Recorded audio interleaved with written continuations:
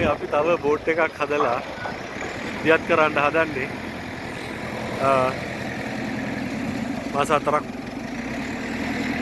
5ක් විතර කාලයක් තුළ හදපු මේ බෝට්ටුව තායිලන්තයට තමයි යවන්න ප්ලෑන් කරලා තියෙන්නේ. ඒ කියන්නේ කස්ටමර් තායිලන්ත.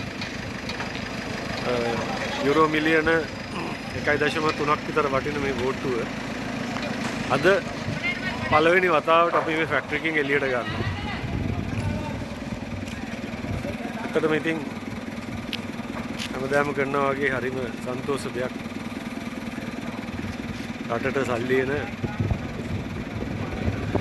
තවත්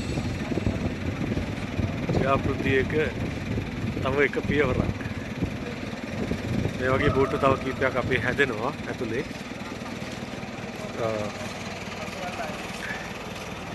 එකක් පොඩ්ඩක් නිකන් අල වශයෙන් පෙන්නන්නම්.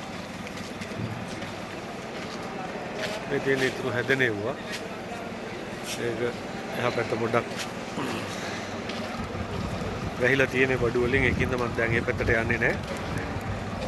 මේ ඉන්නේ අපේ ටීම් එක. සුපුරුදු ටීම් එක.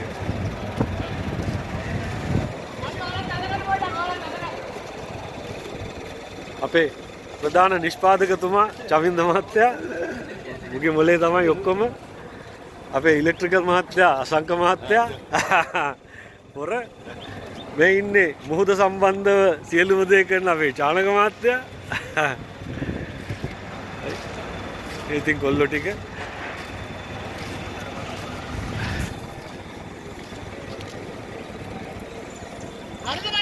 මේ ට්‍රොලි ඔක්කොම අපි හදන්නේ මේකට.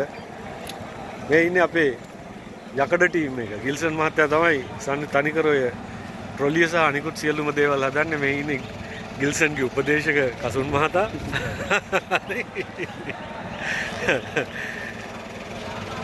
ඔක්කොම ටික ලෑස්ති.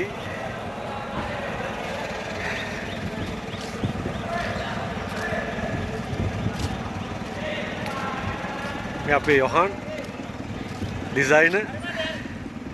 මේ අපේ සමන් මහත්තයා ජෙනරල් මැනේජර්. ඔක්කොම හරි. ඉතින් දෙයියනේ කියලා බෝට්ටුව ඇදගෙන මෙතනින් එළියට අරගෙන මේ පාර දිගේ අර ඈත මෙතන මීටර් 300 ගාණක් එහායින් තියෙන මුහුදේ එක තැනකින් අපි මේක දියත් කරන්න ලෑස්ති කරලා තියෙන්නේ. ඉතින් අද දවසේ යනවා අපිට මේ ටික ගෙනිය ගන්න. හෙට තමයි ඉතින් අපි බෝට්ටුව අදින්නේ. බෝට්ටුව අදිනව නෙමෙයි බෝට්ටුව මුහුදට දාන්නේ. කොල්ල වතුර අල්ලනවා. right beautiful. බලන්න බෝට්ටුවේ ලස්සන. මේකේ සාමාන්‍යයෙන් පැසෙන්ජර්ස්ලා 120කට 100කට විතර යන්න පුළුවන් one day cruise boat එකක්. මේකේ කැබින් නැහැ. මේක පාටි බෝට් එකක් ටයිප් එකක්.